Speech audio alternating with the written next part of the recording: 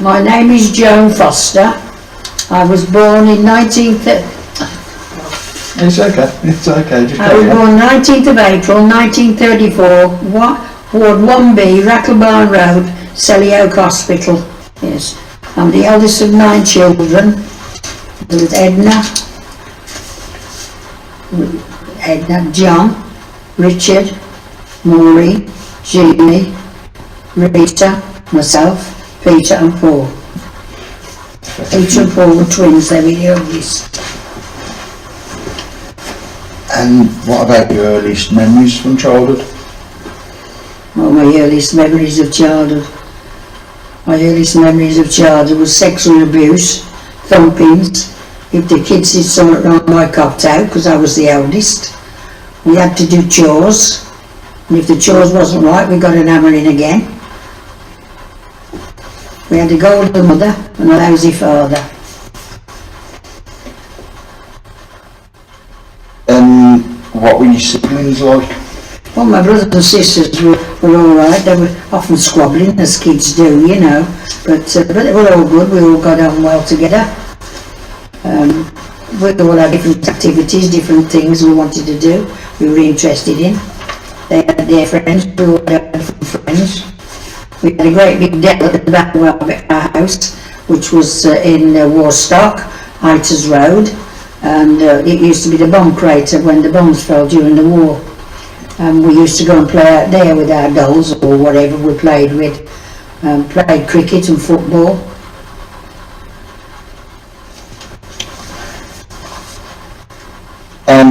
Did you have any specific hobbies? No, we didn't have any particular hobbies at all. No, it wasn't like today. No, it wasn't like today, no, not like today. I used to like sports at school. Like, I was very good at long jump. I like the long jump. I like that, that's good. You know, I love cooking. I love cooking. Because Mum was in and out of hospital when I was younger, and I had to obviously do a lot of cooking. So. Okay, and anything in particular that you used to enjoy cooking? No, just the main meals.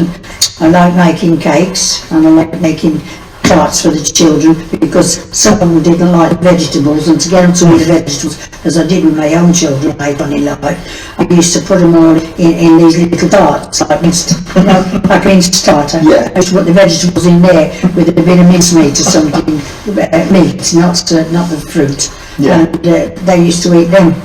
Used to get them to eat it. Nothing changes then. No.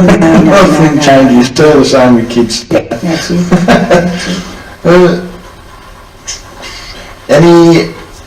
Any stories you want to share from childhood, apart from what you've just shared, kind of thing? No, not really. Just in my childhood, I determined to get better than things were at home. And when I got a little bit older and started work, I'd got planned to leave home. I got plans to leave home. I was going to join up and they wouldn't take me. So I read about an article about the NAFI, which is associated with the forces, and I applied and I got in. I left home and went to live in the NAFI quarters in Bridge North. Really? Yeah. I didn't know that. Yeah. And what age was that? I think I was 16. Okay. Yeah, I was 16. That's interesting, yeah. Yeah, that was good. You see a lot of life and a lot of different things, a lot of different people. And I could come home some weekends, like on leave, they used to call it. We'd go on leave and come down home and see the family again. That's when I met Johnny Bevan. Okay, yeah. I met Johnny Bevan one time there and we got courting. And he used to bring my mum occasionally up to Bridge North to the camp. And I got leave to go out and have a meal with them. And that's how it went on. Okay. And there we progressed. And then by the time I'd done a little stint in there, we decided to get married. And I came home for good. And we got married on the 19th of September, 1953. Okay. The 19th of September? Yeah. 1953. And is there anything, going back a little bit, is there anything that stands out from your NAFI days before you met John? Yeah, I met some good friends, not really. I met some good friends and that was it. You just sort of, you know, served the soldiers and, well, it was the airmen actually, it was airmen. You served them and then you did your duties and when you finished duties you went to your room or whatever. There weren't a lot going on there. No, It was just away from home, which was good, which was good. Yeah, and just for people who don't know, what's the NAFI? The NAFI is like, it's a huge canteen, called a mess. Yeah. You serve the airmen to meals or snacks or whatever, because they have their own quarters, and they come in and play a game. It's like a big games room, where there's all different like tables, snooker tables and stuff like that. You know, just a chilling out. Bit like a social club for the That's forces. right, yes, it's social, that's the word I was Yeah, looking for. yeah. Social club, yeah, well it did, so it was nice. Yeah. There were some nice people. Obviously there was a lot of flirting and that going on there. But, you know, that's the kind of place, isn't it? But it was good, I enjoyed it. Oh, excellent. And so how long were you in the NAFI? What age did you meet John? Oh, flipping heck, I was 19. So you've been in about 3 years? Yeah, 19. Excellent. And how long did you court for? How long did you go out before you got married? 12 months. That's quick in comparison to today's standards. Well, you just know, don't you? Well, if you don't, you do. You just know. I just wanted to get away, that was it. Yeah. I wasn't sure about love. That come later. That sort of grew on me, you know. Yeah. But he was a good man, a good lad, and he was very caring. And we went on to have 4 children. And he was in the military, wasn't he? Yes. He was what do you call it? Disabled. He was disabled. He was in his army service. He was a sergeant in the army. Okay. And he was showing some of the new recruits how to fire the gun and load the gun and whatever else. And this one particular one, he shot the gun right by John's ear and he lost his hearing. Oh, okay, Blew his eardrum out. Yeah, so he was drummed out. Yeah. Yeah, so. So he was an instructor for the new recruits? And he was a sergeant, yeah. Yeah, like I say, he used to teach the new recruits. Yeah. I didn't try. That's so I never knew. Yeah. And have you got any stories between obviously getting married and how long was it before you had your first child? Well, what happened was when we got married, obviously Birmingham was overcrowded anyway and we couldn't get a place, you know, we wanted to get a place. He was living with his mum. She was a nasty piece of work. And anyway, I became pregnant and I was going to do this to me and going to do that to me, cut me open and all sorts of scary stories. And I got upset about that. And then one day my brother had a bit of an argument with somebody and I went out to calm our Richard down and as I did, he punched me in the belly. Didn't mean to, it was my brother Richard, that's the one down there. Yeah. And he punched me in the belly. He didn't mean to hit me, but he did hit me. And it sort of knocked the baby's head onto my pelvis bone. And so I was taken into hospital to Loveday Street, which is a hospital they go for complicated cases. And Anthony was born there in Loveday Street, but it was quite a strong labour. And when we come out then, we decided we wasn't going to stay with his mother anymore. So he wrote to his sister who lived in Blackburn, Jacqueline, and Jacqueline decided she would look for somewhere. Well, she got us a little cottage, it was, lovely little cottage, and it was called Eccles Hill in Darwin. Yes, yeah. And we decided we would up and go there, which we did. And we moved out there with Anthony, who was only a few months old. Yeah. So, if you would, how many children did you have? I had 3 in Darwin, so I had 4 children altogether. I had 3 in Darwin. We'd been there for almost 2 years and Martin was born. Yeah. And then 5 years after that, Angela was born, and 6 years after that, Denise was born. You know, that's how far apart the world, to be fair. Yeah. And the fourth one, Anthony, he was born in Birmingham. Birmingham, yes, Anthony was born in Birmingham. Yeah. So he was the eldest, and then, as you just stated, all the rest. And how long were you up in Darwin for? Oh, flipping heck, a few years. I can't quite remember how many years. No. Quite a number of years. Denise was 2 when we came back, and we only came back for the simple reason is my mother was taken ill. That's another thing. I had my mother coming over to stay with me, and she liked it. And was that up in Darwin? Yeah, in Darwin. We got a little, like Johnny, got a little house to rent. Okay. And the twins moved over with her as well. So the twins worked at the paper mill. Okay. Waterside paper mill they worked at, and they kept mother there. And then the mother was taken ill. She went down to the hospital at Blackburn Royal Infirmary, was diagnosed with bowel cancer. Okay. And because all my brothers and sisters was over here, I had to bring her back to Birmingham. They would never have forgiven me if she'd have gone up there. Yeah. So I brought her back to Birmingham, and that's when I moved back to Birmingham.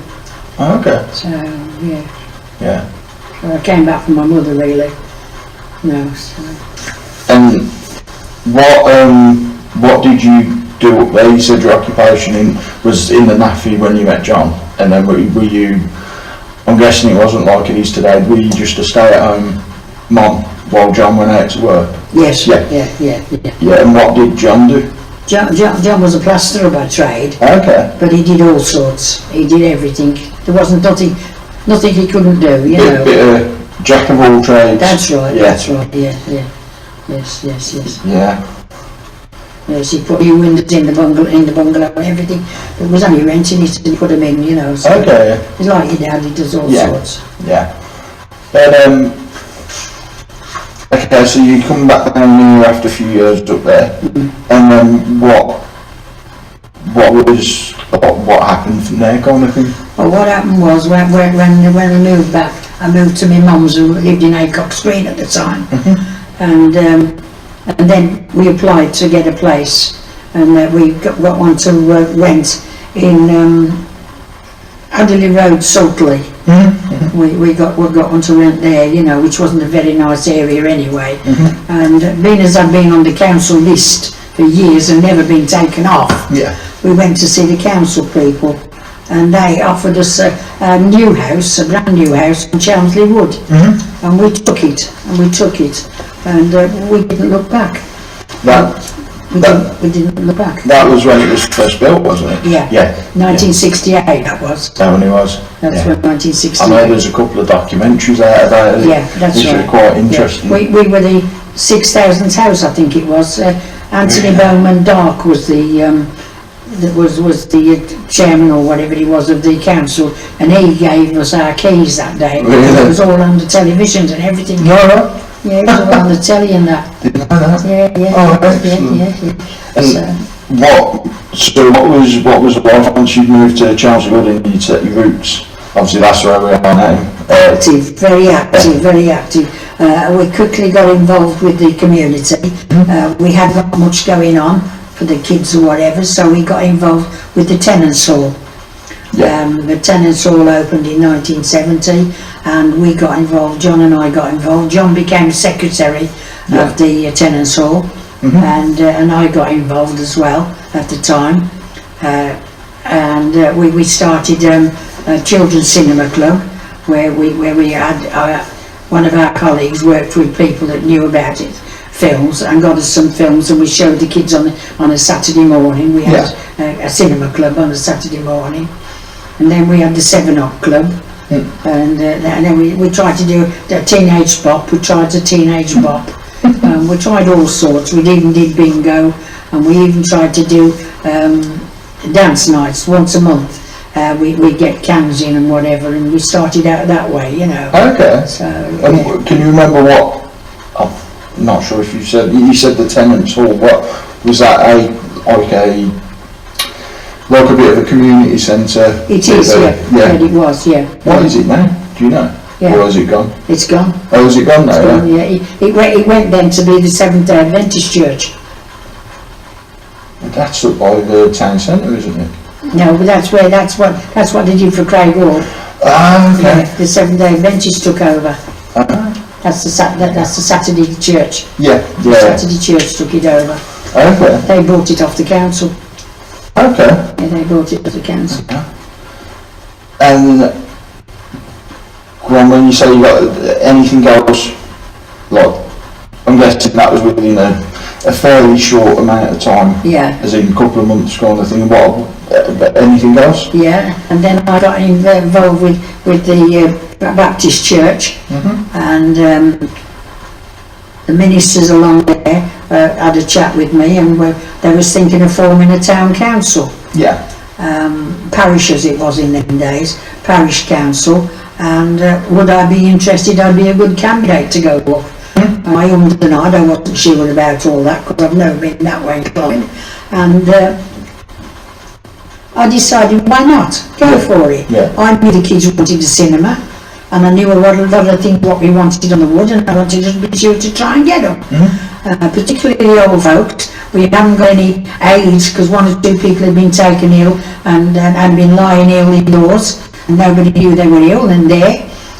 So I formed a warning lights committee, which is an SOS warning lights where they pull the cord and a red light goes off outside and that tells they want help. Really? So yeah, that's when we couldn't get the bloody telephones in.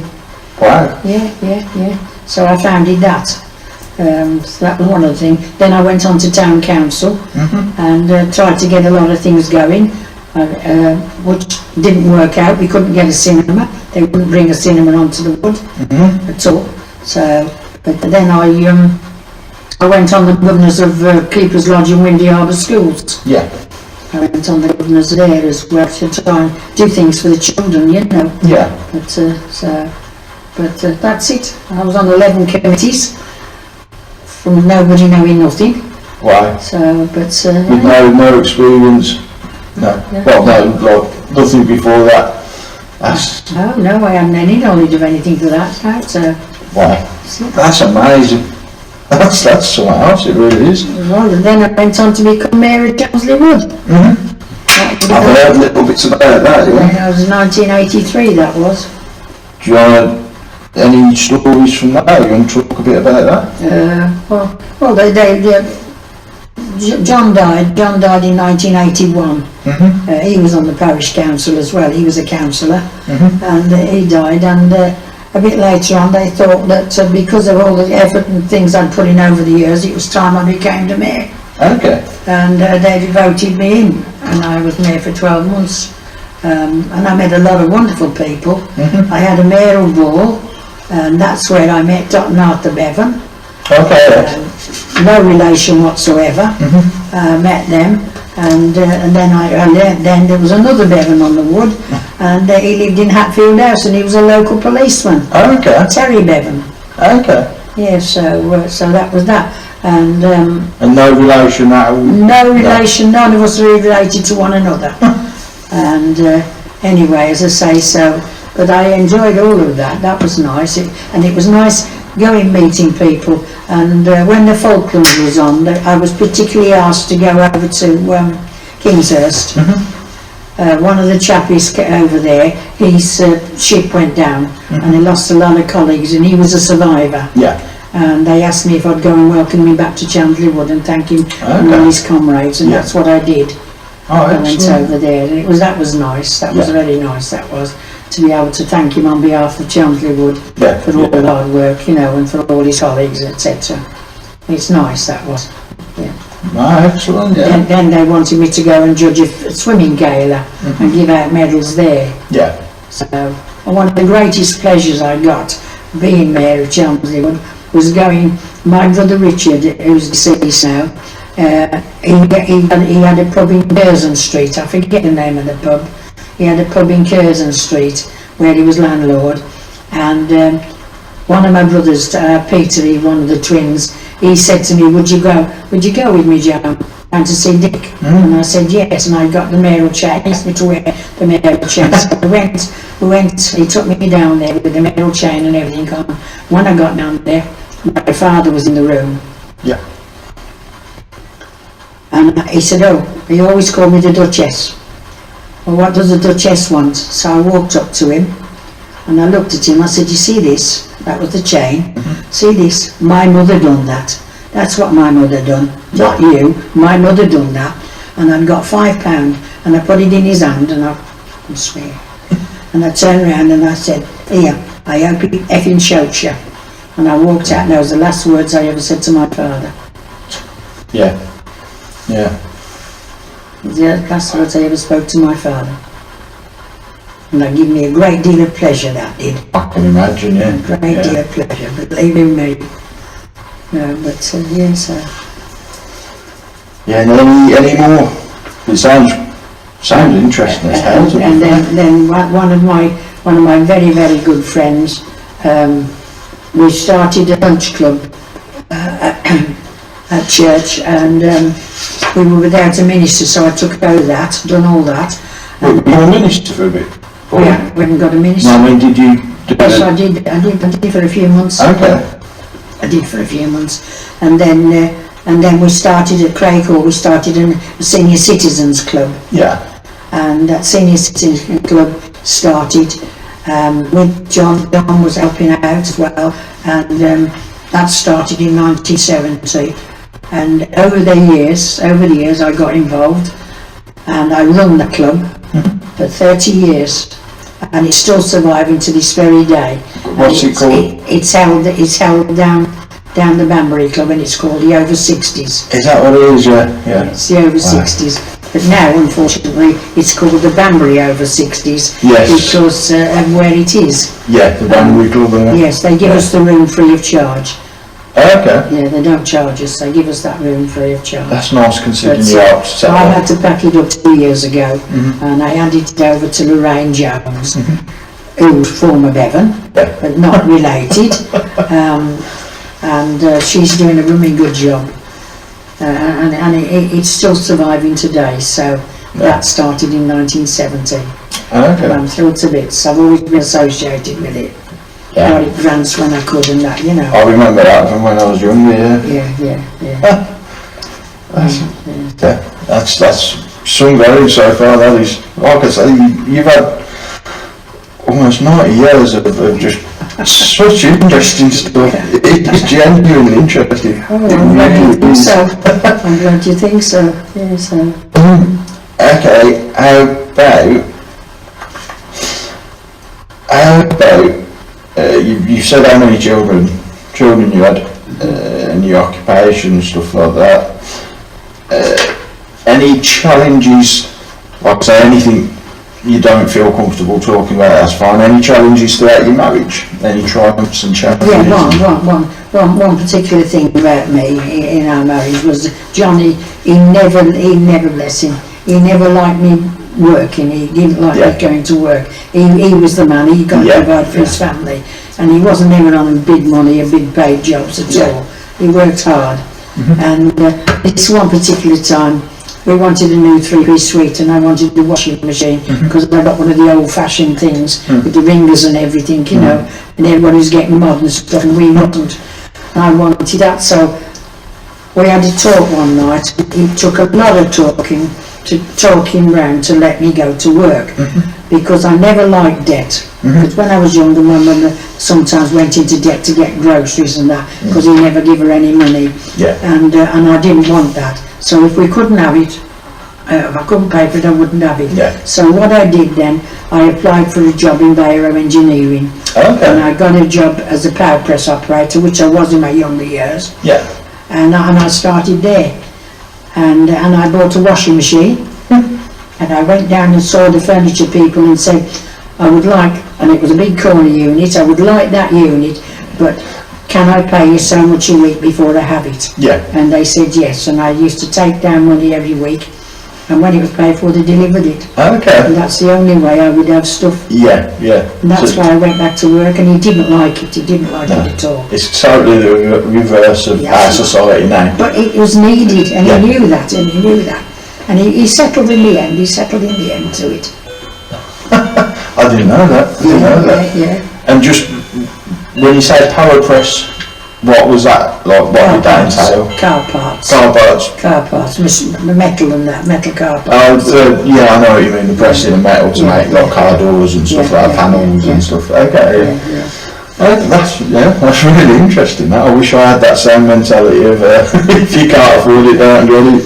No, it's true. No, when we were younger, Mum, you know, she didn't have a lot of money at all, and sometimes she'd want some stuff, and she'd go down to Renson's as it was then. Yeah. And the boys had done a table. And this one time I come home from the naffy, went down. She said to Peter, "Go down," and I go down to Renson's to get so and so. And I walked down with Peter. When we got down there, the manager come out. He said something to the lady, and the lady went off, and the manager come out. And he said, "I'm ever so sorry," he said, but she hasn't paid the last bill. Can't let you have anything. And I looked at Peter and I said, "What's it all about?" And then he explained, like, you know, so I said, "Don't let her have any more. Don't let her have any more." So I paid what was due. Yeah. And when I went back home, I gave my mum some money, and I said to her, "Don't do it again, Mum." And that's what learnt me in life, don't get in debt. Yeah. Yeah. So that's one of the big lessons I learned in life, you know, so. Okay. And that was going to lead me on to one of my other questions of any lessons, kind of thing from your early years. Okay, back to your kids' proudest moments. Obviously, for them growing up, they're a lot older now. Any proudest moments from like anything that stands out in particular, or? Well, one of the things that stand out particularly is our Anthony, when he was younger, he decided he wanted to join the army. Yeah. So he joined the army, he went to the Royal Green Jackets. Okay. And at that time, that particular time, obviously peacetime and that, you could buy him out if they didn't like it. Yeah. He was in there, during the 6 weeks, he was in there 4 weeks and crying to come home. So we had to buy him out. We had to buy him out. He didn't like it. He couldn't take the discipline. Couldn't take the discipline. So we had to buy him out. Yeah. So that stuck in my mind a lot. A lot, you know. I didn't know that. Yeah. So that's. Oh, excellent. Anything, so obviously thinking back over the last 8 decades, almost 9 decades, historical events that you lived through. Historical events. Yeah, anything. Well, the war to start with. So there's been a lot. The war. Any moments that stand out. The war, when the war stopped, when we got the war stopped. Yeah, when the bombs was dropping in the field at the back. God, yeah, we went in the air raid shelter and the pissing frogs were jumping. Oh dear. What kind of age were you when that was happening? Oh, I can't remember. Quite young. I was trying Probably to about figure. 10ish, I would think. Yeah. 10 or 11. Yeah, if you were born 34. Yeah, something like around that. Yeah, something like that. I wasn't very old. And we had lots of frogs in there and jumping and that. You know, so that's... Which as a 10, 11 year old would have been a bit, yeah. You saw the bloody flashes of the field and all of the craters that were performed. It was ridiculous. Yeah, so, you know, but we wasn't badly affected where we was. We was lucky. Yeah. We was lucky. What was it like? Like I know you were young, but what was it like with rationing and things like that? Because obviously we hear stories. That was it, to sugar. Oh yeah. Of course, when butter and stuff like that, you only get so many ounces a week. Yeah. And luckily for Mum, she befriended an old, well, I say old, I wasn't old, but an elderly couple, and Mum used to give them our sugar. And they used to give her like the butter or whatever it was that she could give them. Bit of a trade. We're trading off. Yeah. We're trading off, that's what we did. So, and cigarettes was only a penny or something a packet. You know, it was ridiculous. I bet a lot of people would love it if it was like that now. I know. Penny a packet.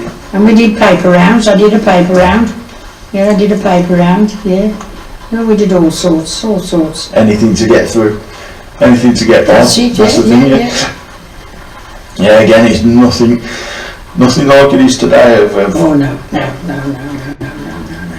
No. They don't know they're born today, Daniel. No, this is the thing, you think you've got it tough if you can't afford Netflix or something, or the internet or something like that. Tell me. Yeah. Malcolm's into that stuff. Yeah. No. They don't know they're born. They live a life of luxury today to what we In did. comparison, definitely, yeah. They definitely do. They definitely do. I mean, Mrs. Tyler, the lady was that Mum used to swap with, and they used to like a drink, and sometimes she'd give us the bottles to take back to the shop to get money off them. Okay, Yeah, so that's how we've got a bit of tuck sometime. Yeah, so.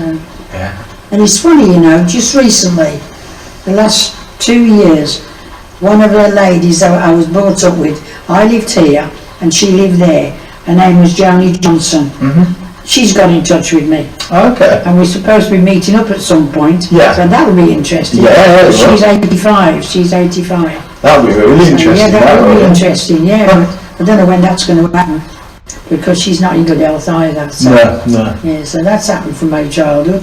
Where's she living now? Is she in Kingshurst. Okay, not too far away then. No, Not too far. No, so, yeah, we arranged to meet up and things happened, and then she had to go and have an eye operation. Yeah. And that didn't go well, then she went with her daughter. So, I don't know. But maybe one day we'll meet up. Yeah, I've no doubt, definitely. Definitely. Hobbies and interests over the years. Anything that you've kept with you from being young?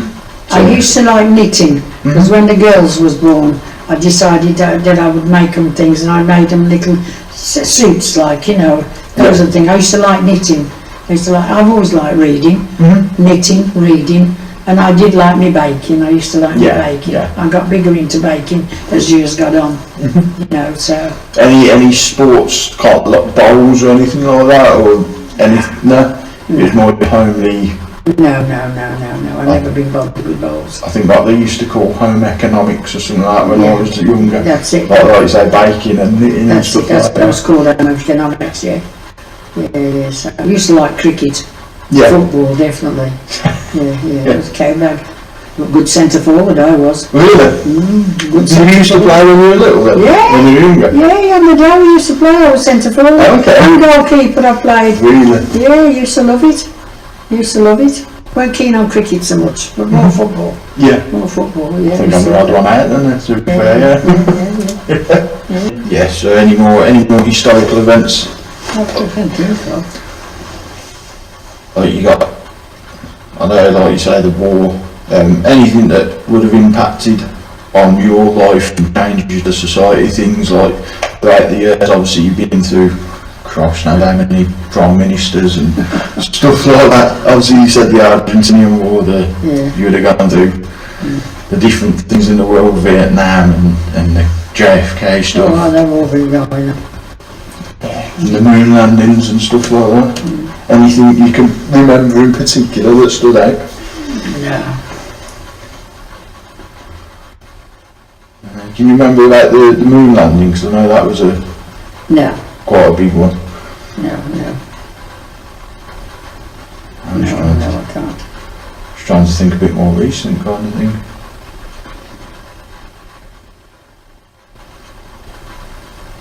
I know the assassination of Kennedy and them, but that's about all I can remember. So how about your proudest accomplishments and achievements?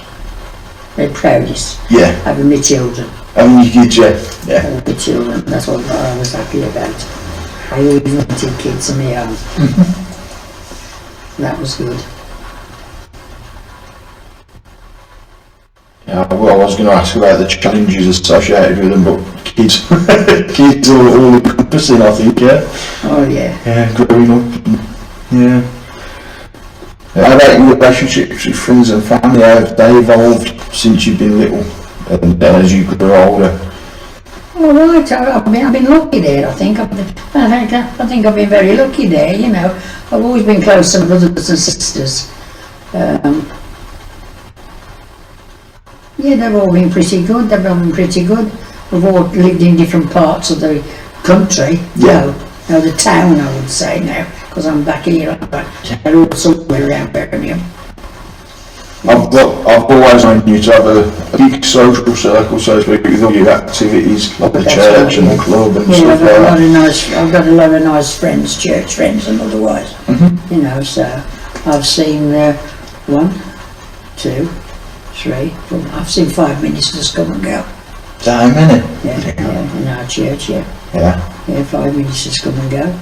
Anything that stood out in particular over the years? Anything that's in your mind? I left the factory to work for a church. They asked me because I was ill. The stress of work, because it was quite stressful, because I had a supervisor job, and the women were very hard and bitter. Yeah.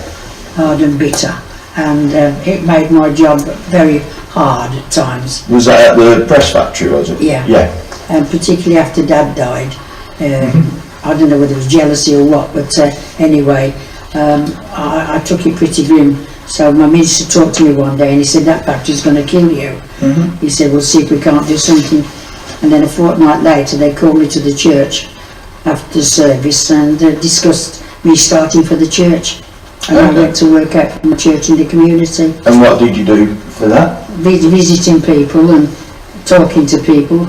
You know, and talking about God, obviously, and then talking to see what people's needs were and whatever, and I enjoyed it, and we had quite a few people coming to church from that, which was nice. So that was good. Yeah, come like a day in the community sort of thing, like that. Yeah. And then I met Les Palfrey.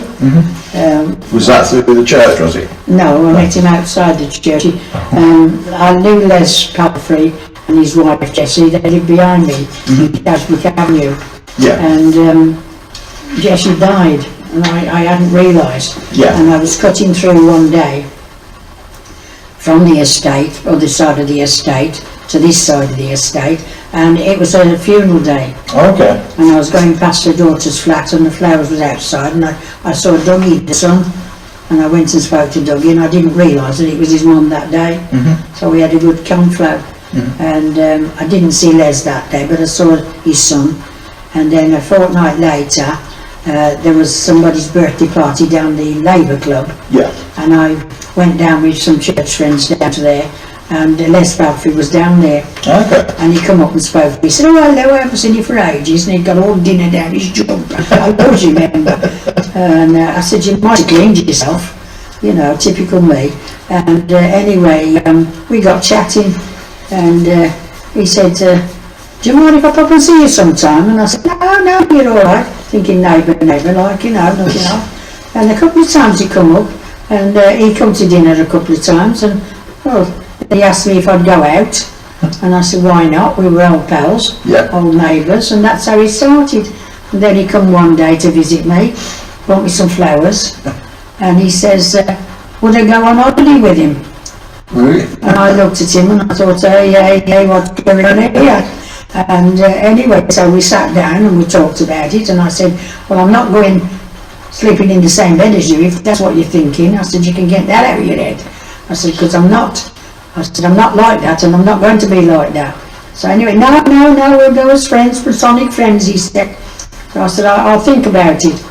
So I did. I went and spoke to our Angela, and I forget where your dad was.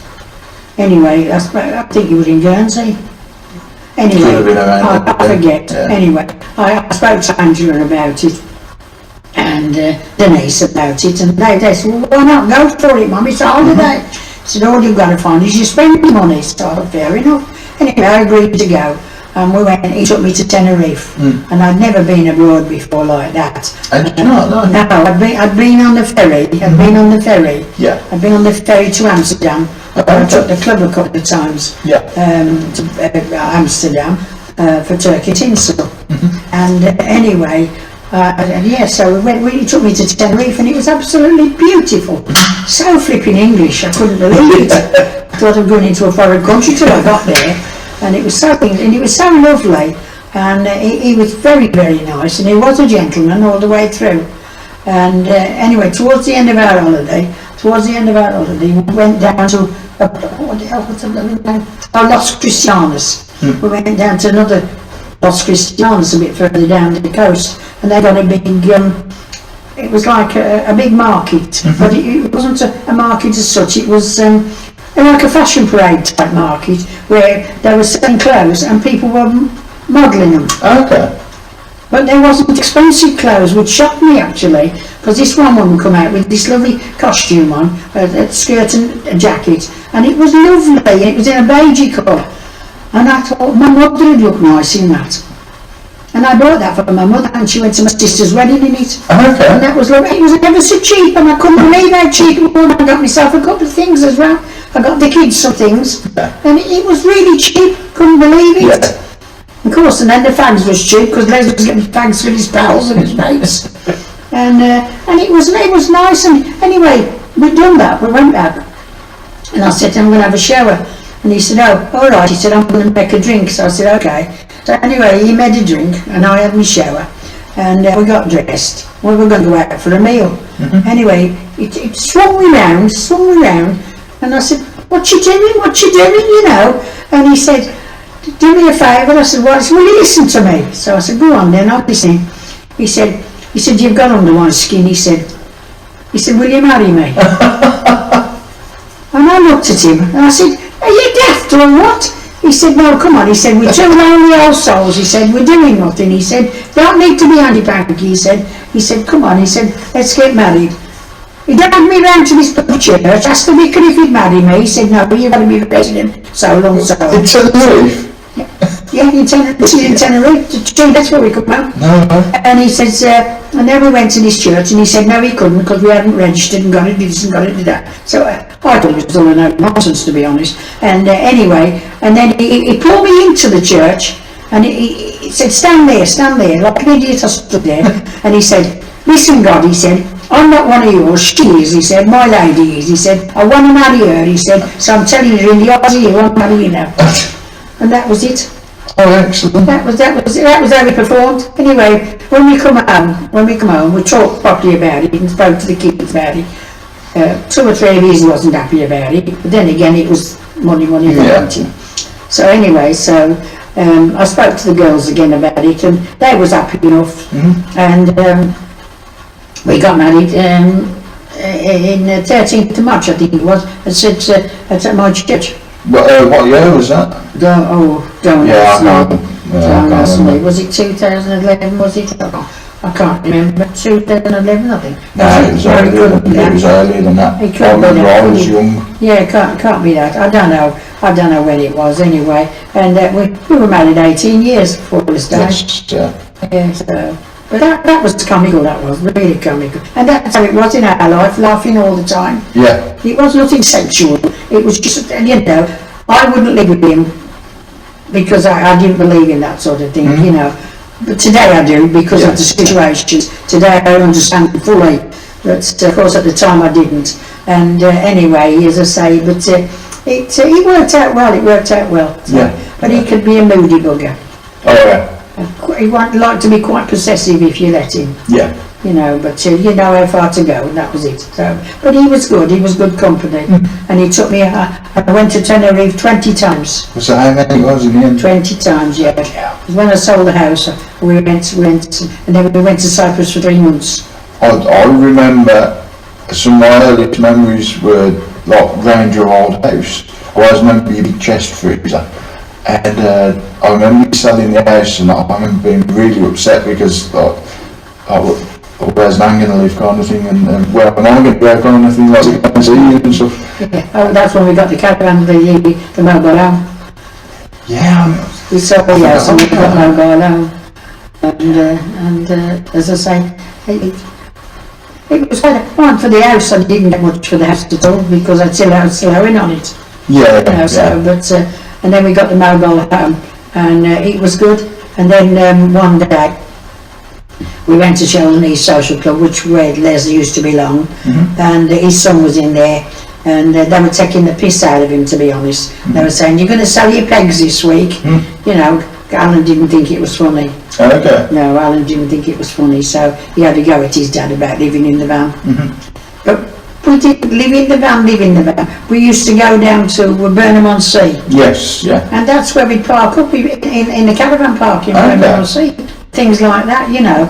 But then when the weather changed and it got wettish, I applied down the housing department, and that was when they said we'd have to wait and see. And that's when I made my mind up then. Whatever money I'd got, I'd book a holiday and we'd go. So when this had come up for Cyprus, when this come up for Cyprus for 3 months, I think it was just a couple of grand it was, for both of us, for 3 months. Yeah, that's not bad. Bed, breakfast, evening meal. What do you want? What else do you want? What else do you want? Yeah. So we decided to go for that, and we went for that, and that's who it was. I would never have done that if I'd have really been logically thinking. It was too long. Yeah. And plus over Christmas. Yeah. Because it was over Christmas. And Christmas they bought this piece of steak out and the blood was running out of it. Really? Oh, I can't stand that at the best of times. Not even turkey or chicken or... No, and I certainly don't. I like my bloody steak well done. And anyway, I sent it back, and a lot of them was all complaining. They were mostly all English complaining. And then I started this balloon game, patching the balloon all around the bloody room. Oh dear, oh dear, oh dear. And we played hell that day. Anyway, they eventually took the steaks away, brought them back later on, cooked properly and whatever. The next morning when we went down for breakfast, they was all clapping me. You made it for us last night, because it was the evening meal. You made it for us last night, you made it, thank you very much. And then they were doing a bit of a play thing on, the Greeks were, and he pointed to me. I don't know whether they'd set it up beforehand or not, but he pointed to me, would you come, would you come? So, you know, anyway, all right, what do you want me for? I've got to play mama. I've got to play mama. And that had been a sword fight and they killed someone. I've got to play, oh my son, I thought, what else am I going to get involved in? And, but it was good, but it was too long. Then we had an earthquake. And the building was going like that. I thought, oh my God. So I phoned home, frightened, but apparently I frightened the baby to death. I can imagine. Well, I've got to tell her where the policies was. I've got to tell her that. So anyway, so I told her just in case. Frightened her to death. I didn't realise when I was saying it. So I said, tell you where the policies are. No, and that was it. So. Oh, yeah, it scared everyone to death, that was it. Yeah, but it was. But, but it was good. But we had some fun. And there was another time when we were in Tenerife, we were at this cafe outside, and this guy come up and he was talking, and we got talking to Les actually, and I was taking no notice because I was talking to other people. And anyway, he said, yeah, she would do that, she would. Anyway, so I said, oh, do what? You know, and he said, that flat over there, that guy's got this flat to sell. Come and have a look at it. I said, I don't need to look at it. He said, have a look, Joe. Go on, let's go and have a look. Well, he did, I didn't, but he did. He went and had a look. And he come back and he said, hey, it'd be great, he said. It'd be great if you could, this was before I sold the house. This would be great, he said, could sell your house, we could buy that flat. And I looked at him and I said, why would I want to buy that flat? He said, we could live here all the time, just think about it. What a wonderful life it'd be lovely, all sun all the time and all this. I said, and what about me kids? What about me kids? All my kids are back home. Well, they could come over, they could have a good holiday. And well, not that one on the head, right away. He wasn't very happy with me for a day or two. No, not for a day or two, he wasn't very happy with me. So I thought, he wants to buy it, let him bloody buy it, I'm not buying it. So that was that. So, but yeah, things like that, as was quick at. But we had some fun, we had some fun. And I always remember you being on holiday like pretty much constantly at one point, yeah? What did Les do when, like, work-wise when he was younger? He was, by trade, he was a landscape gardener. Okay. But at the time he was working at the NEC. Okay. He was, I don't know whether he was a stacker truck driver or what the hell he was. He was something at the NEC anyway, because he got a pension from that when he retired. Yeah. Okay. That's something I thank him for, because he when he died, they gave me £40 a month, £40 a month. For his pension, not yeah. Yeah, I get £40 a month off him. So thank you for that. Yeah. Yeah, so. But these kids didn't like it. They didn't like it at all. No. No, they didn't like it at all. It wasn't coming up to them. Some are like that, unfortunately. Oh, I know, his work particularly. Yeah.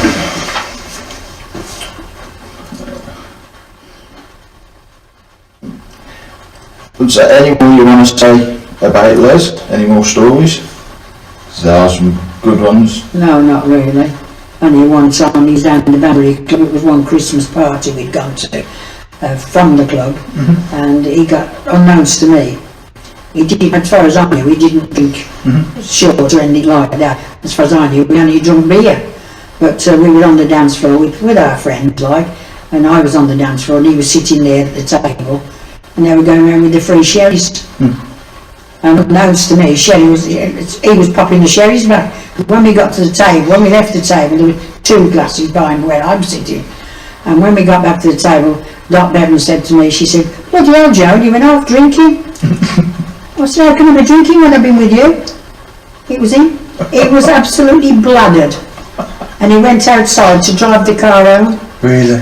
To drive the car home, I fell flat on his face and passed on his nose. I remember seeing, yeah, I remember that, Yeah, that's the old sausage. He would drink and drive, and that used to frighten the socks off me. Yeah. No, I didn't like that at all. Didn't like that at all. Yeah, I think that was a kind of given mindset back years and years ago, isn't it? That's right, yeah. Yeah. Yeah, I was going to ask as well, any travel about your life, you said about. But we went to Tenerife 20 times, Cyprus for 3 months, we went to Mallorca twice. Where else did we go? Went somewhere else. I can't think. My brain won't go. No, No, I'm trying to think. Can't think. Not sure. Oh, Amsterdam. Went to Amsterdam a few times with the club. I took them there for turkey and tinsels. That was nice. Was that on a cruise, you said? Yeah, Yeah, by boat. yeah, we went by boat. Yeah.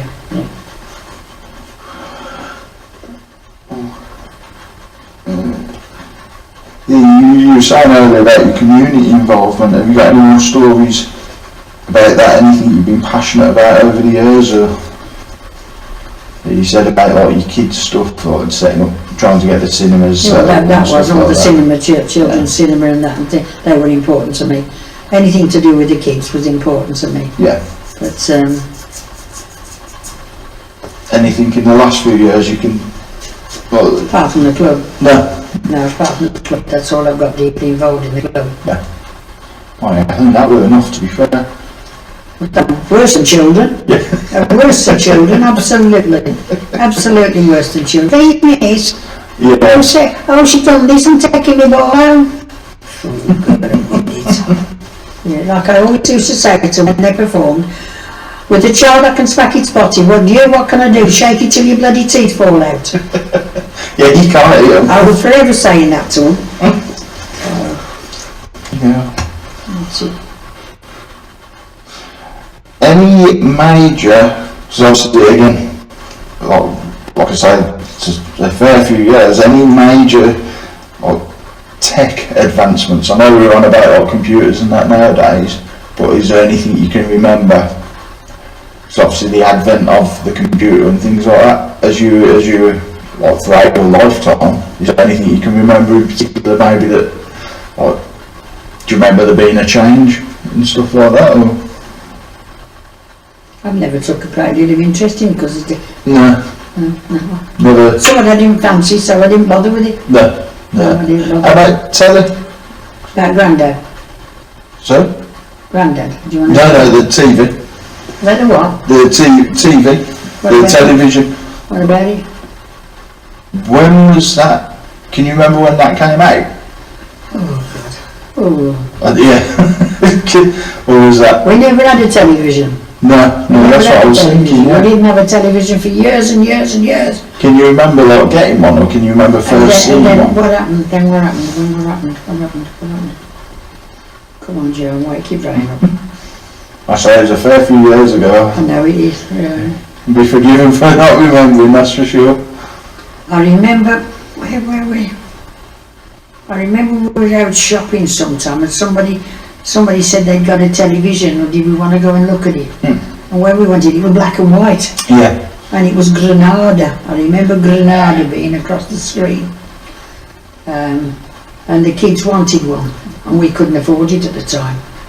We didn't get one for a long, long time after that. Then when we did, it was Coronation Street. Yeah. Yeah, Coronation Street. And then there was a kiddie thing on, I can't quite remember, was it Jack and Ore, something like that? Something like that, can't remember. It was a long, long time before we got a telly. That was the least of our priorities. Yeah. So. Yeah. And more about Grandad if you can. More about John. Right, well. Just as little or as much as you can remember. He was always a grafter. He was a plasterer by trade, but to do any good, the plastering was fizzling down an awful lot, and he decided that he would work in a factory, which wasn't a very good move in my book. Was his time? Because he was an outsider. So he went to work in Barclay Plastics, which was in Borselith, and he did a lot of maintenance work there for him and that, you know. And our jobs he did, if there was anything building wise as well, he did that as well. But he was a big stamp collector. He used to love his stamps, and he was a big smoker, and sometimes he'd go without his cigarettes to buy a certain stamp. And he liked his first day covers, so if you ever bought him a present, it would be a first day cover. Yeah. And he loved things like that, you know. But, you say first day cover, is that like first edition? Yeah, first edition of the stamp or whatever. Yeah, but he loved kids, he loved doing something with the kids. He started a philately club up at the church. A what club? Philately. Stamps, it's called philately. Oh, okay. Philately. Sorry, I didn't know that. It's called philately. Okay. He started a stamp club up at the church. The little boy next door was called David, and he was a little black boy. And David got very deeply involved in that. Okay. He liked it, and he did that with the church. And then he became secretary of the tenants hall, Craig Hall. And what he did then, because we hadn't got anything on the wood like entertainment wise and things like that, he got with my brothers at that time, our Peter and Paul, living with me. And my nephew Raymond used to stop most weekends. That's our Edna's boy, and he used to stop most weekends, and he'd get his head together with him, and he planned when we were going to do this, I think it was a Valentine's dance, if I remember correctly, put on at the tenants hall. We had some local lads who played guitars and that, you know, was trying to form a band, so we was encouraging them. Because at that time I was chairman of the hall, and we were encouraging them. And he got his heads together with the boys, and he bought some black material, and he spent hours and hours with white paint, and I didn't know what he would do until it was finished. And when it was finished, it was outfits of bones. Okay. So what he did, he bought these black suits, and they was like making them, they were skeletons. Yeah. And he done that. And anyway, the boys in the group, like we're getting the music going for the dance, and he called what was it? The Rattling Bones. And our Peter and Paul and Raymond and Martin, I think Martin as well. Martin, and they were doing all the dances in the background of the music. He went down a bomb, and he did something like that nearly every time, once a month to start with. Did that every time with them. He did things like that, you know. And then he set up, what was it? Ramrod. He sat in, you know where we talk about Jesus, he was talking about the devil. He was doing it deliberately, and he got quite a following and called him Ramrod. Quite a following. He used to do that, dark black, and they call him, he did them sorts of things, and but he loved to do something for the kids, he really did. So, but he was very interesting, and he was very, very clever. He was Yeah. very clever. He was very clever, very clever, very clever. Yeah, because of course back then there was no internet or anything to No. things like skeleton suits and That's that. right, You couldn't, yeah. No, Nowadays no. you'd have to look I at don't know where he got that YouTube or from, to be honest. It was No. good, but he was just clever the way he done things and thought about things. You know, he was a deep thinker. He was a deep thinker. Mhm. So, but he was a very quiet man. Yeah. He didn't like to be in the forefront. Yeah, You know, he didn't like to be in the forefront. He wanted to be in the background all the time. just like to get things done without the recognition, so to speak. Yeah. That's what he liked to do. Yeah. So that was Dad. That was Dad. He loved his kids. Yeah. But when Martin got in trouble with the bleeding earls, they shaved all I don't remember when he shaved all his head. I've heard about it, yeah. They shaved all his head. They got drunk. They got drunk. Now Martin was always the butt. And anyway, they shaved all his hair off. Yeah. Left him on the train station at New Street Station. Okay. He was asleep on the bench. Anyway, the coppers pulled him. Was this in his teens? Yeah. Coppers pulled him. And he got a bunch of keys. Hmm. So do you know what they done? Prosecute him for being equipped. Really? What, equipped to burgle or? Equipped, in Charles or whatever. Because he was associated with the Earls and the Earls were well known. Yeah. Anyway, so he got into a bit of trouble. So I was annoyed with him because I'd asked him to leave the Earls alone. You can't tell them what to do, you can ask them. Yeah. I asked him to leave the Earls alone, and he wouldn't. So I was losing my patience with him. He wouldn't listen to me. And I said to him, you know, I'm not asking you to stop away from altogether, just don't run with them all the time and this, that and the other. Anyway, long story short, so his dad went up to the court and he brought him out, because he was staying at the Earls at the time. He left me and gone to stay at the Earls, so that worried me more. And anyway, the thing was then that Dad went to court and he brought it back.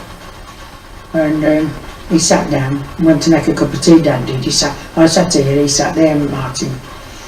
And he sat there, sorry Mum. So I said to him, and do you think it gives me a great deal of pleasure seeing what I see now? I said, I've been trying to tell you. I know, Mum, I'm sorry. So, you know, that was it. So we were all right again. But Martin was easily led. Yeah. Easily led. He was so easily led. You know, thinks he was doing the best thing out, you know. But Martin will do it, The time when they took him to somewhere swimming, in this pool somewhere, he spit all his head out.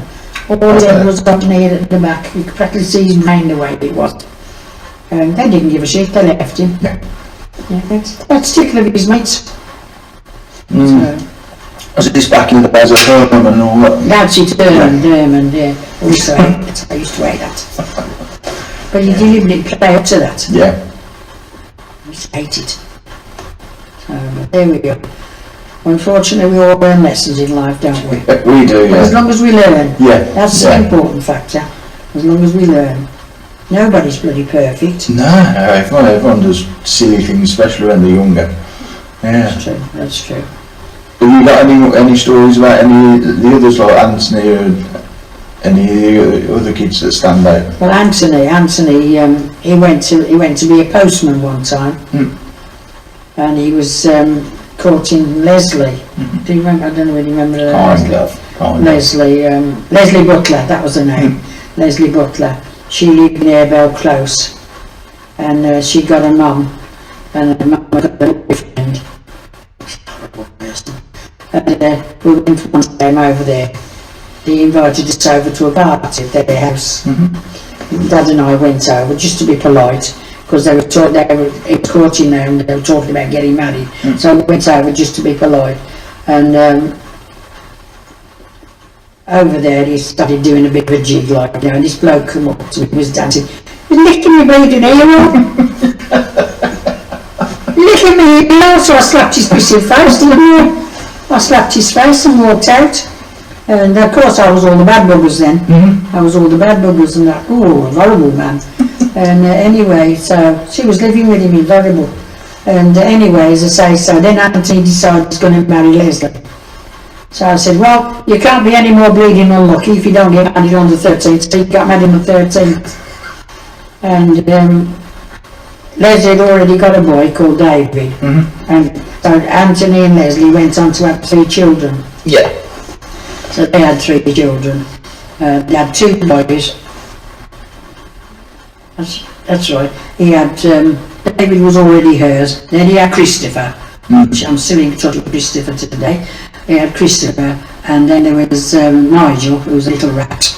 And then they had Claire. So I'm in touch with Nigel and Claire, with Christopher and Claire. Yeah, those names ring a bell to me. Yeah. So those, and anyway, what happened was her ex-boyfriend, that's David's dad, came back on the scene. So she buggered off and left Anthony and went back to the dad of David. Oh, okay. David. Then Anthony got involved with a woman called Lynn, who was a pissing drug addict. She got a couple of girls, and they had a child called Dean. And did he marry her? I can't remember. I don't know whether he actually married her or not. But then he met Sue. That's his wife. Yes, yeah. Sue, which was good. She'd already got 3 children, I think it was. Yeah, 3 children, and they had 2. They had 2. So but he's always been a bit of a loner, as Anthony. Always been a bit of a loner. Bit of a loner he was. But so they had 2 children, and I never seen none of them. No. And it's I see very rarely, but I do see them. It's Christopher and Claire. Claire, yeah, because they live near Angela, and she's in touch with them a lot. Oh, okay. So that's it. But that's it. That's it. And of course, Daniel and Marcus are the Denise's. Yeah. And Angela's got Mally and Louise is not on the scene at all now. Louise has took herself out the way. She lives in Leicester. She doesn't have nothing to do with her mum and dad, because she got in a fight with the boyfriend she lives with and her ex-partner, and Dad was sort of in the middle of it, and she turned against the bleeding father to stick up for them, which is natural, which she always does. So they don't bother with each other now. But Lisa's done very well. She works for herself now. She finds people jobs.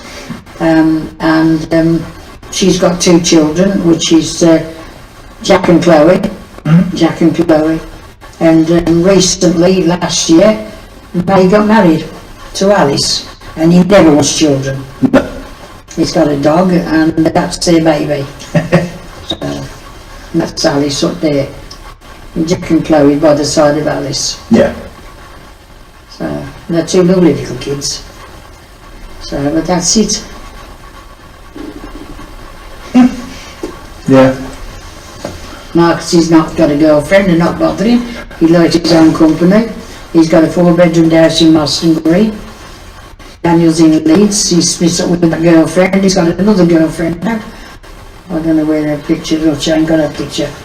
So, but he's bought his own house now. He owns his own house. Yeah. He works for Willie Mills in the head office. Yes. He's a manager now. He's a manager now. I think he does something with the odds, something. Yeah. From what I remember, he works out the odds and that. Yeah, that's it, yeah. She's just Yeah. crazy, like rocket science, that kind of thing, yeah. Yeah, he's quite mathematically, he is. Yeah. Yeah, wasn't he fluent in Russian when he was 14 Yes. or something like that? Yeah. Yeah. I always remember that. Yes, he took Russian. That's just... He's got a couple of languages, I think, the back of him. No, we're not time to remember English. Yeah, I always remember when we were young, I was always jealous. So that's just something, yeah, you can't even begin to comprehend Yeah, it. but he's always been studious, always been studious. Yeah. Yeah, always smart, the pair of them. Yeah.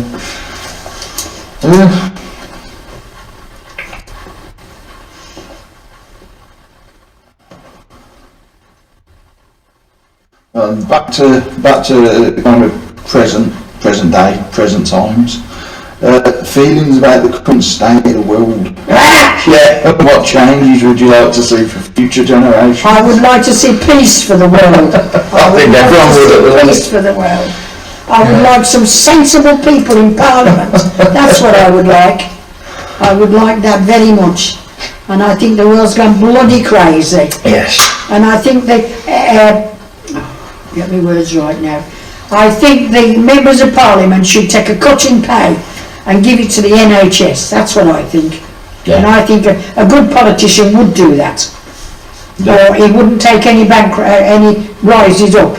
Give it away to the NHS. They'll definitely do something else than what's going on at the minute, that's for sure. That's it, that's it. It's a disgrace. Yeah. It's a disgrace. I've never known it in my lifetime. The strikes that have gone on today is disgusting. Yeah. It is disgusting. And we haven't got a bloody good government, and we need a good government. We haven't had one for a good few years. We haven't had one for a good few years. And we won't get one if we don't look to young people. We need to look to younger people. We don't want old people. Yeah. Younger people have got the ideas, and it's what we want, the younger version. We certainly don't want the old fuddy-duddy and money people all the time. And this is what it's all about at the end of the day. Yeah. Money, money, money. It's all greed. It's greed that's killing us. That's all it stems down to. It is. Greed's killing us. It's killing us. It's wrong. It's all It wrong. really is, yeah. And not only that, charity begins at home. You must look inside before you look outside.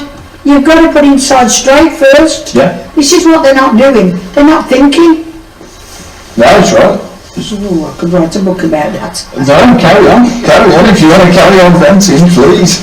Oh, it is when you think about it though. Don't get me wrong, I'm very sorry about Ukraine. I'm very sorry about Ukraine. But what about our own country? What about our own kids are on the streets? Yeah. Never mind foreigners, our own kids are on the street. You know, it's wrong, it's wrong. The NHS is falling apart. Do something about it. Don't talk about it, do it. Yeah. You had experience yourself the other day, didn't you? Waiting, That's what I'm saying, what, yeah. 6 hours was it, or something like Yeah, that? waiting for a phone call back for 2 hours and she would have found me back, never found me. Disgrace, it's all a disgrace. Didn't get an ambulance or a paramedic out for, I think it was 5 hours, 6 hours in the end, something like It's ridiculous. Dan, it's ridiculous. It's all ridiculous. But if a decent politician wouldn't take any extra money at all, they wouldn't take any extra rises or anything, they'd give it away. They certainly wouldn't spend, I think it was a couple $100,000 on upgrading the power grid around the house to heat the pool, that's for sure, which Rishi Sunak's just done, Prime Minister. It's a disgrace.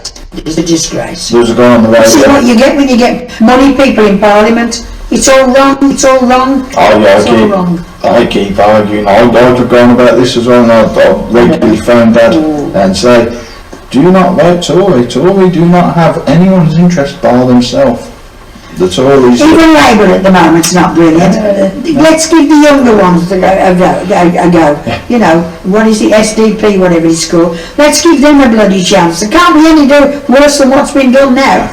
Yeah, something needs to change. You want new blood, you want new blood. You want people that are going to do something, not talk about it, do it. I know the problem is that a lot of them, a lot of politicians, especially once they get into what they call in London, once they get to like that cabinet ministerial positions, the power corrupts. You can go there with every good intention in the world, and once you see that you're able to have your salary and make little bits here and there and in subsidies and little things like that, the power corrupts. It's lost. No. Give the power to the people. Yeah, I don't think you get many that are uncorruptible, so to speak, that go in there with good intentions and carry on. It's no good going in with good intentions if you don't need to follow them through. Stay away. Yeah. It's all wrong. I mean, you take COVID, for example, the whole debacle that was the contracts for the mates. The one is the pub landlord. That's it, all the fiddle that went on. Yeah. No, and it's the genuine people that are suffering. Yeah. And then you just get you get the snakes who want you to believe that that they're there for the people, the likes of Doris and stuff like that. They're not. You can read them a mile away. They're not interested in you and me. No. They're really not. They're not. There's not a good one in the government. No. There isn't. No, all It's the that's going to do this and going to do that. Well, do something about the NHS. That's what he's got to do. And this is the thing, you hear them all the time saying, we need to change it, it's a great system that we've got, and then on the other hand they're saying, well no, you don't need a raise, you don't need a raise, oh you can't afford your own heating, you don't want a raise. That's right. It's It's disgusting. all wrong. It's all wrong. It really is. We're building these boats and planes and giving them away. You know, it's all bloody wrong, it's all wrong, it's all our money that's going. Yeah? It isn't fair. It isn't fair, Dan. It isn't fair. Oh, I rant at the telly sometimes on the telly. Oh, I'm horrendous with the radio, I really am, yeah. Terrible, terrible. It's all wrong. It's all wrong. It's all wrong. It's a wicked, wicked world, and it's a greedy world at the moment. I think you've got your point across about the current affairs at the minute. I should think so. Looking at anything you would have done differently and why? What would I have done differently? If anything. What would I have done differently? Apart from winning the lottery at some point, I think. Don't do it, so I wouldn't win it. I don't do it, so I wouldn't win. What would I do differently? I wouldn't have been born into that bleeding family to start out with. I don't think really there's anything I would have done differently. Nothing that was within your control anyway. No, I don't think so. I've tried hard all my life. Mm-hmm. I've tried to be a good kid all my life. I've tried to care about other people.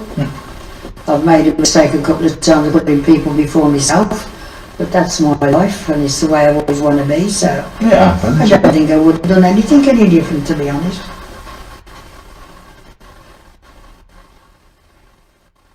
Probably might have brought up the courage to tell about him a bit earlier, but that's about it, I think. Nothing I can do about that now. Well, times were a bit different, weren't they, back then, that's the thing. But I've outlived him, that's the important thing. Yeah. One sister told me he was 82, because I never remember, and Paul told me he was 85. None of them were right, because I've seen it on his tombstone. Angela got it on their phone, and he was 81. Okay. And one of the best parts of it is, all except one have all outlived him. One girl, that was the second one. She died, Edna. No, Edna died. She was 81, nearly 82 when she died. So she outlived him. Yeah, so all of them. She outlived him. Yeah, so she outlived him. So, no, I don't think there's anything that I would have done any different.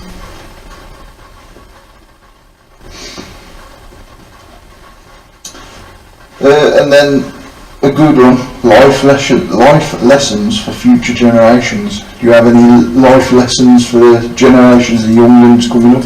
Don't get into debt. Don't get into debt. Don't get into debt. Don't get sucked in. Don't get sucked into debt. And think carefully before you do big major things. You know, so as I say, that's what I had to do when I wanted to go to work to get these things. Take time to think before major decisions. That's definitely. right, you must think about it carefully. I think society now, like we were alluding to earlier with the debt and stuff like that, it's just, it's almost flipped on its head now, whereas back in the day you'd save up for something, and like you say, a fridge, a freezer, a washing machine, you'd save up for an empty. Now it's, you get first and then you work out, oh, how can I afford that? And then they can't, can they? In the long run, they can't make the payments. I think that's the problem now. I mean, I'm guilty of it myself, to be honest. But that's where that's one of the lessons they should learn in life. And then not only that, any young person coming up and getting married, my words would be, have a rainy day fund. You must put a couple of bob away in a fund that's there for your future, because you never know when you want money. If they had a rainy day, you don't need to put a lot away, put a bit away each week, say a couple of quid each week, and it builds and builds and builds if you leave it alone. Yeah. You know, it's something to fall back on. You know, and that's one of the things that I did when I was younger. When I started to get out, I put, sometimes it was 50, like 10 bob in my day, it was 10 bob, but that 10 bob mounted up. Yeah, yeah. If the kids wanted shoes and I couldn't get it out of the budget, I could get into that. Yeah. You know, that's how you get on in life, you know. Like, go on, sorry. No, and when I was young, I never had any clothes. I had hand-me-downs from everybody. So when my kids were born, I wanted my kids to have clothes. And he had, you probably never remember him, when he was 4, he had 2 suits. He had one a lovett colour, it was lovett, and he looked lovely in that. Because it was his blonde hair, because he was quite blonde, and he looked lovely in that. And he had that lovett, and it practically went out. But he got another one in the wardrobe waiting for him. Yeah. You know, that's what I did with my kids. You know, otherwise I couldn't have dressed them, you know, kept them nice. That's what I wanted. I wanted that. And that's what you do with the rainy day fund. And you must always remember that. You must have a rainy day fund. You know, so when your baby wants to get married, tell her the rainy day fund. Yeah, it's true. It is true. I mean, as I say, it doesn't need to be a lot. It'll bounce up no matter what it is. Just a little bit where you can't see it, but you can put into it. You know, I mean, if there's a smoker, I believe the that's a 10 £12 a pack. And the rest, yeah. That would go on one side. Exactly. Every week, put that on one side, just a packet of fags. They mount up. That's what advice I would give them. You know, have a rainy day for them, but think very, very carefully about big decisions. Don't jump into it, it's too easy.